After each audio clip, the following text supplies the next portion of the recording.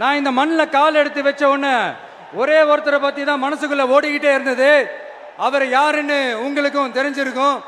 சினிமானாலும் சரி, அரசியல்னாலும் சரி, நமக்கு ரொம்ப ரொம்ப பிடிச்சது புரட்சி தலைவர் எம்ஜிஆர் அவர்கள் தான். அவரோட பழகிறதுக்கு எனக்கு வாய்ப்பு கிடைக்கல. ஆனா அவரை மாதிரியே குணம் கொண்ட என்னுடைய அண்ணன் புரட்சி கலைஞர் கேப்டன் விஜயகாந்த் அவர்களோட பழகிறதுக்கு எனக்கு நிறையவே வாய்ப்பு கிடைச்சது. அவரும் இந்த மதுரை மண்ணை சேர்ந்தவர் தானே, அவரை மறக்க முடியுமா?